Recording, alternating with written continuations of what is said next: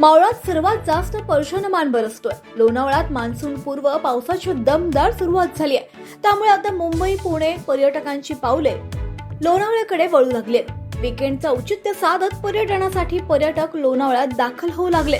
त्यामुळे पर्यटकांच्या वाहनांची संख्या वाढल्यानं जुना पुणे मुंबई महामार्गावर लोणावळ्यातील कुमार चौक ते कैलास पर्वत पर्यंत वाहनांची गर्दी पाहायला मिळते। त्यामुळे येथे वाहतूक कोंडी झाली असून लोणावळा वाहतूक कर्मचारी वाहतूक नियंत्रण करत असले तरी वाहतूक कोंडी ही लोणावळाकर आणि पर्यटकांसाठी डोकेदुखी ठरते।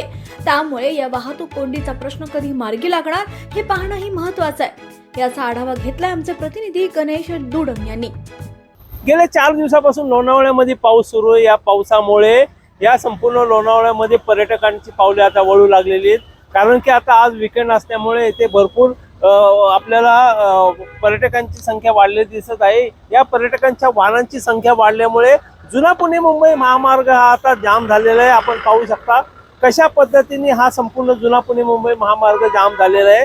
कारण की कुमार चौकापासून तर कैलास पर्वत या हॉटेलपर्यंत म्हणजे 1 ते 1.5 किलोमीटरची लांबच लांब रांग लागलेली आहे। कारण की देशभरातून अनेक पर्यटक या लोणावळ्यामध्ये दाखल झालेले आहेत। त्यामुळे याच पर्यटकांच्या वाहनांची संख्या वाढल्यामुळे आता इथे हा संपूर्ण जो जुना पुणे मुंबई महामार्ग जाम झालेला आहे।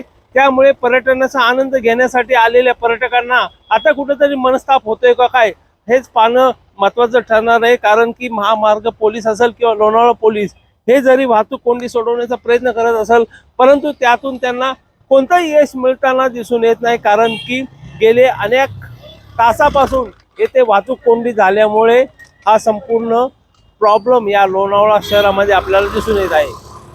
चालता बोलता न्यूजसाठी गणेश दुडम, लोणावळा।